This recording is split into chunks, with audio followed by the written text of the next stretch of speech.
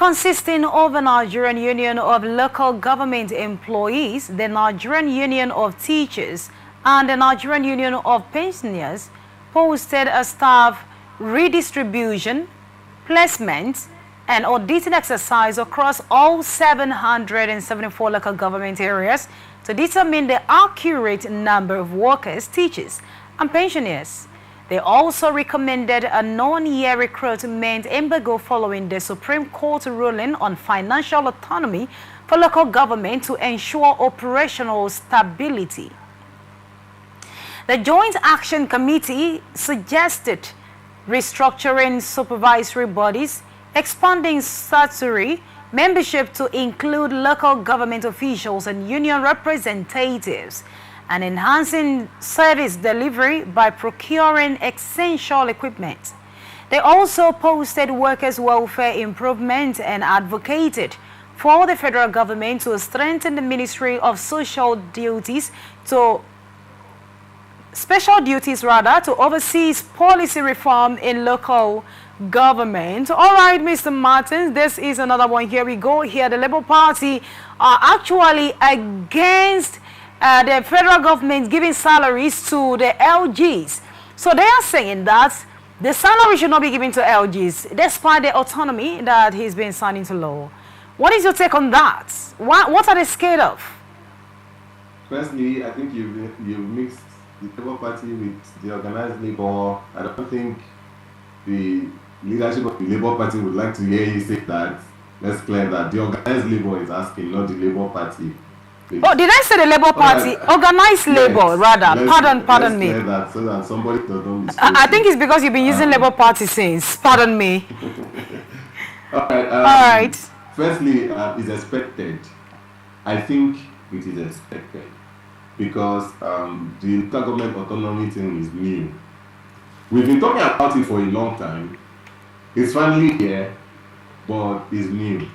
People would want to stick to what they are familiar with. But they say back half is safe, but forward half is where the adventure lies. I would expect them. Nigerians are not open to change in as much as we clamor for it. You know why I say so? Why? In Rivers State, there was local government election recently. And I know how many people were wishing for them to vote whoever pays. So you see the mindset is still there. This is an opportunity to choose leaders. Local government autonomy has been approved. You have an opportunity to choose leaders you can hold responsible at local government level. People are still willing to collect bribes to vote. So you see, change takes time in Nigeria. Even if it's good change, it takes time in Nigeria. All right. So I'm not surprised that the Organised Labour is begging that their salaries should stay at state level. However, what does the law say? The law that approves the local government autonomy. If the local government chairperson is responsible now for paying of salaries, well, you can clamor up you like. Just pray that you have good leaders. And if for any reason you let yourself have not very good leaders, when the next local government election comes, go out and vote for good leaders. But Mr. Martins, do you think that if of course it's already here, even this is their opinion and this is them trying to pour out their grievances and they know why they do not want it, all right? So if the Organised Labour are saying that they shouldn't give salaries to the local government, to the LGs, of course, could it be that it's going to be a worse system, or is it that... We don't know that. We cannot tell. Because theoretically speaking, these things are good. It decongests the power. Okay. At the state level. How many workers does the state governor have to pay compared to how many workers that the local government chairman has to pay? It decentralizes it and makes it easier to handle. It's kind of like division of labor. It is now concentrated, easier, the paperwork should be easier and stuff like that. It's supposed to be a better system. And this system is one we've not tried out. So it's our opportunity to try it out. Of course, there will be a couple of errors along the line. It's just the beginning, but we will work it out.